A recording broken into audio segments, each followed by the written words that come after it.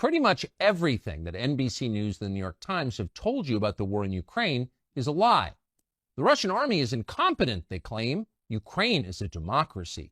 Vladimir Putin is Hitler and he's trying to take over the world. Thankfully, the Ukrainians are winning. None of that is true. Every claim is false, the last one especially. The Ukrainian army is not winning. In fact, it's losing badly. Ukraine is being destroyed. Its population is being slaughtered in lopsided battles with a technologically superior enemy, or scattered by the millions to the rest of the globe as refugees. Ukraine is running out of soldiers. As that happens, the question will inevitably arise, who's going to replace them? If the Ukrainians can't beat Putin, who will? The answer, of course, will be us. American troops will fight the Russian army in Eastern Europe. That's most likely. And the assumption is we'll win. But will we win? Probably not. The U.S., says McGregor, is on the brink of a catastrophic war that could very easily destroy us. Few Americans seem to understand that, but they should. I think all of the lies that have been told for more than a year and a half about the Ukrainians are winning, the Ukrainian cause is just, the Russians are evil, the Russians are incompetent, all of that is collapsing. And it's collapsing because what's happening on the battlefield is horrific. Ukrainians now, we think, have lost 400,000 men killed in battle. We were talking about 350,000 a few months ago. Within the last month of this supposed counteroffensive, which was to sweep the battlefield, they lost at least 40,000 killed. We don't even know how many people have been wounded, but we know that probably upwards of 40 to 50,000 soldiers are amputees. We know the hospitals are full. And we know that Ukrainian units at the platoon and company level, that's with anywhere from 50 to 150 to 200 men, are in piecemeal fashion surrendering to the Russians. Not because they don't want to fight, it's because they can't fight anymore. They have so many wounded, they can't evacuate them. And commanders are saying, well, if I can't evacuate my wounded, I'm going to surrender because otherwise the wounded will die. And so they call the Russians, and they all speak Russian, and tell them on the radio, look, I've got 50, 60 wounded here. I'm going to surrender because I don't want them to be killed. And the Russians from the very beginning have always treated the Ukrainian soldiers very fairly and very gently. And so they know they're not going to be abused or mistreated. They know they can actually be exchanged for Russian prisoners in the future. So they're surrendering. And I think we're going to see this army that we've been spending so heavily on increasingly melt away. And at the same time, as we're talking, if you look at this long banana-shaped strip of territory in southern Ukraine that the Russians control, if you go to the northeastern corner of that, south of this city called Kharkiv, there are major offensive operations taking place there right now. And the Ukrainian forces are being swept away in front of the Russians. And again, all of this happens in a way that is just not reported in the West. And in the meantime, rather than admit that this is a terrible tragedy that should be ended on humanitarian grounds, if no other, that the killing should stop, as President Trump said, stop the killing, we're going to continue. And this puts the Russians in the unhappy position of marching further west, because from the very beginning, Putin and his advisors were never interested in a war with NATO or the United States. That's why you've had such incrementalism, this slow grind of movement forward, defensive operations for a long period to build up the force, and then continued offensive operations. They have over 300,000 combat troops in reserve in Russia. And I think they're sitting there and not being released to fight because President Putin anticipates the possibility that we will intervene in Western Ukraine. And if we intervene in Western Ukraine, the Russians will be ready for that. And the consequences for us and for NATO will be devastating because we are not ready to fight the Russians. Why? Oh, I think the readiness has been on the decline for a long time. You've had an almost steady, uninterrupted decline in the discipline that makes soldiers fight. Discipline is a tough thing. We don't always understand it. Discipline is really a form of habit. And you build those habits over time through repetition, but you also build it under stress, under pressure, so that it sinks in. And then you build cohesion within the framework of those units. You don't build cohesion when you're dividing the force on racial grounds, when you're pushing people who are clearly unqualified up the ranks to command, when you're rewarding people for anything other than demonstrated character, competence, and intelligence. All of those things are demoralizing, destructive to military establishments. The Army and the Marines are suffering with it, so is the Air Force and the Navy. And there's no easy fix. And these cracks, they're just cracks at the moment, will become giant fissures if you go to war. So you spent the bulk of your adult life as an Army officer, went to West Point, commanded troops in battle. You're a combat veteran, decorated. But you entered the Army right at the tail end of Vietnam. That's right. When it was famously at its nadir. Yes. How would you compare the readiness of the current U.S. Armed Forces to, say, 1975 at the end of Vietnam?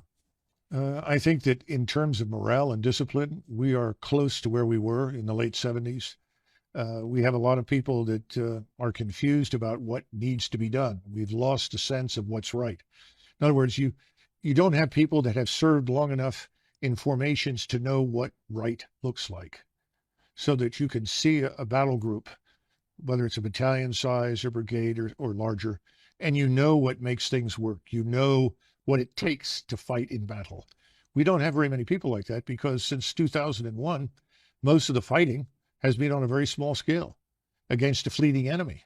Running around in sandals with an AK-47, relying heavily on explosives, mines to kill and maim Americans. About 87% of our losses were really a result of explosives that came from mines. This is not an army that is accustomed to fighting anybody who can fight back. If I were going to compare it to an army, a better comparison would probably be the French army before the Franco-Prussian War, because the French had fought Mexican bandits, Mexican rebels. They'd fought Arab bandits, Arab insurgents. They'd had a little experience fighting disgruntled, demoralized European troops, Austrians in northern Italy, but they hadn't faced a truly modern enemy. But people were convinced that the French army was the greatest army in the world because they'd fought in North Africa, in Indochina, Mexico, all over the world. That war was a catastrophe for France, and that army was decimated in months by a Prussian army that was a modern force, highly disciplined, very competently led, trained, and equipped. So we're not there. We have equipment that is decades old. The tanks that I served on, for instance, when I went to war in 1990, were virtually brand new, state of the art. Those tanks are still out there. They've been rebuilt, but they're not new anymore. They're no longer as capable as they once were. I'll give you a quick example. We have a turbine engine in the M1, A1 series tanks, and that turbine engine burns up as much fuel sitting still as it does moving, because it's a turbine engine. It was designed to be used on an aircraft. We put them into tanks. So that means you've got an 8-hour tank. Every 8 hours, if you're operating, you've got to refuel this thing. This thing also burns fuel at a very, very high temperature, over 1,000 degrees. And there are 40 plus connections around the engine that are very brittle, that can easily cause fires if accidentally they touch these little tubes that carry various types of fluid, if they actually touch this engine that's burning so hot. So the engine is so hot that you can track the movement of U.S. Army ground forces with tanks from low Earth orbiting satellites. So if you think you're going to hide or conceal yourself or outpace somebody, you're just a glowing target from space. To this must be added the ridiculousness of not having replaced that engine with a reliable, state-of-the-art diesel-electric engine, which is much cooler, which can go for 24 hours or more without a refuel. And these things are extremely problematic when you go to war, because you have to pull forces back, refill them, return them to the front. That's not easy to do when you're operating as frequently as every 8 or 6 or 9 hours. They say, well, we put a generator on there to make up for this when you're sitting still. The problem is that you don't sit still for very long in combat, because if you do, you're going to be targeted and destroyed. And that, of course, is what we're seeing in Ukraine. Persistent surveillance from space, from overhead surveillance, makes everything visible all the time. So if you're going to embed yourself in the ground, if you're going to set up a permanent position there where you try to fire from that, you're going to be targeted and destroyed very, very quickly. So that's why this defense right now looks a lot like World War I, because anybody who moves is identified and killed. The only limitation on your ability to target and destroy the enemy is ammunition. The Russians, of course, have no shortages whatsoever. You recall at the beginning of this, we have all these shortages, right? The Russians can't keep up with missiles. The Russians can't keep up with shells. Well, they have multiple manufacturing facilities operating 7 days a week at 24 hours a day. We have no surge capacity in the United States. It would take us many, many months to come up to that kind of standard where we could actually compete in high-end conventional warfare. And that's why people like me and others worry that if we get into a confrontation, that we cannot win, because the world has changed, warfare has changed, integrated air defenses will knock virtually everything that flies out of the sky, that we will then fall back on a nuclear deterrent, a tactical nuclear weapon that says, if you keep advancing, we'll have to use a nuclear weapon. We don't want to go there because the notion that there are so-called tactical nukes, you've heard that expression? Yes. Oh, that's just a little nuke. So that won't precipitate a major war. The use of any nuclear weapon is going to precipitate escalation very rapidly because your opponents will assume that if they don't use their nuclear weapons, they're going to lose them. So we're living in a terrible dilemma right now. The smartest thing that we can do is end this war. What is Russia's objective, do you believe? Assuming that objectives change over the course of a war. Of course. Right? Well, the original objective, obviously, was very different. I mean, if they'd made peace with the Russians back in, let's say, March or April, I think the Russians would have retained very little territory, probably only Luhansk and Donetsk, the two so-called breakaway provinces. And I think there would have been guarantees of neutrality for Ukraine and guarantees of equal rights before the law for Russians. And that's what people don't understand. Most of this has to do with abuse meted out to Russians in Ukraine by the Ukrainian government. And this, of course, is this radical nationalist government that came to power in Kiev in 2014. And they almost immediately, as soon as that government came into power, they started launching a war against the so-called breakaway provinces. And Putin kept trying and trying and trying. The Minsk Accords were another good example, trying to get to a solution that would not involve confrontation. Now we know, of course, thanks to Angela Merkel, the German chancellor, that the Minsk Accords were just a ruse, a way to kill time and give the Ukrainians more time to build up their forces. To build up their forces for what? And it's pretty clear they were building up for an offensive against Russia. And of course, the next step was that we bring in our missiles and station them in eastern Ukraine, which puts them in a couple of minutes away from all of Russia's cities and all of Russia's nuclear deterrent. So this was unacceptable. So that original deal is gone now. And the question is, what will the Russians accept? Well, I think they're going to demand that whatever remains of Ukraine, rump Ukraine is what most people are calling it now, most of what's probably west of the Dnieper River has to be neutral. It can't be part of NATO. The Russians will never tolerate NATO forces on Ukrainian soil because we've demonstrated conclusively that we are fundamentally hostile to Russia. So that's the minimal requirement. How that's governed, that's another question. Who knows? I'm sure Moscow would want to have some say in that government and who is there to ensure that behind the scenes they are not once again subjected to the treatment that we subjected to them to in the Minsk Accords. What is the Ukrainian objective?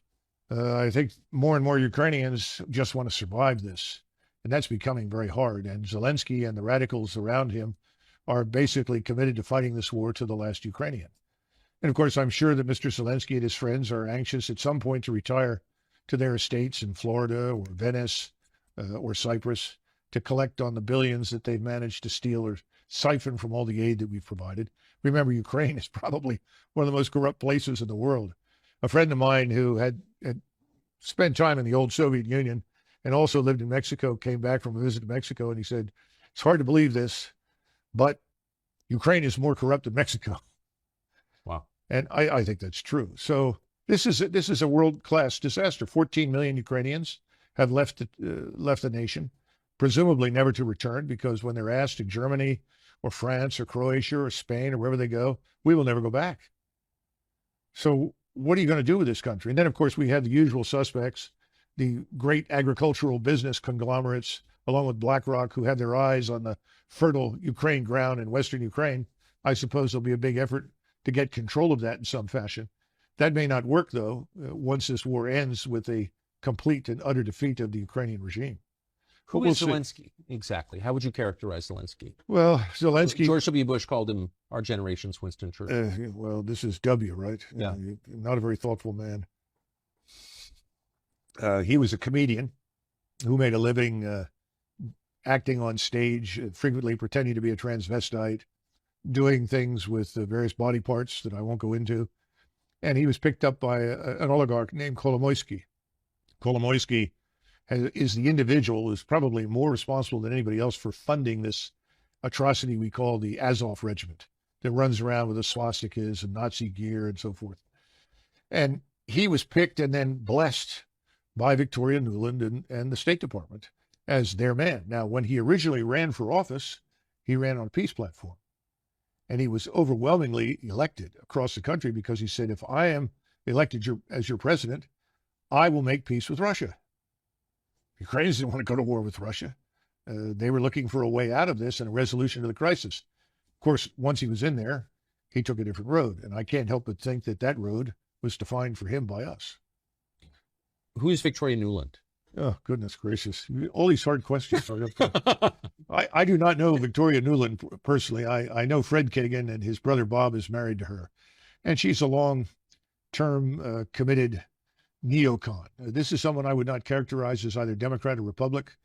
These are people with this agenda, and the agenda says until the entire world is garrisoned by U.S. forces and is converted forcibly to some form of democracy that we approve of, the world will not be safe, and we must continue to fight.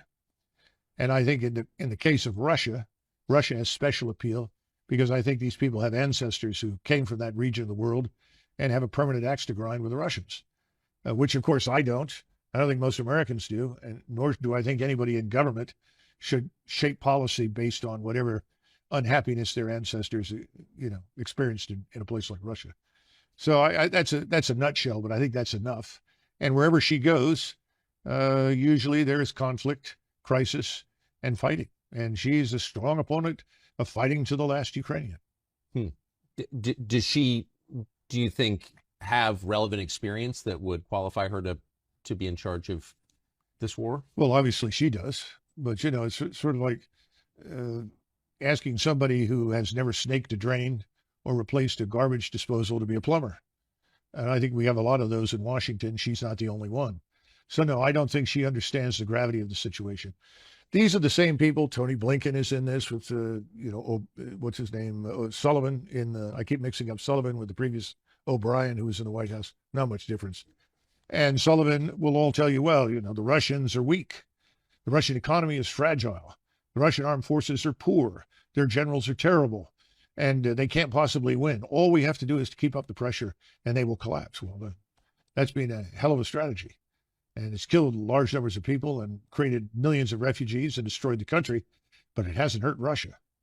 And Russia today is stronger than it has been in 30 or 40 years. You have a Russian military establishment that is now more potent and more capable than the Russian military was in the mid-1980s. Why?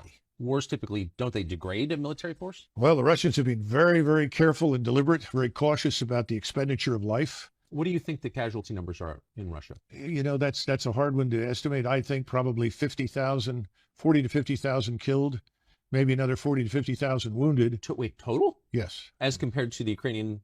400,000 dead. Yeah. So this is... The ratio is 1 to 5. You believe those numbers are roughly accurate? Yes. Yeah, absolutely. And these 50,000 to 400,000, that's a larger country, or with a much smaller country with a much smaller military. I mean, that's a grotesque. Oh, it is. And the manpower is leaving Ukraine as quickly as it could get out because people don't want to be thrown into the meat grinder.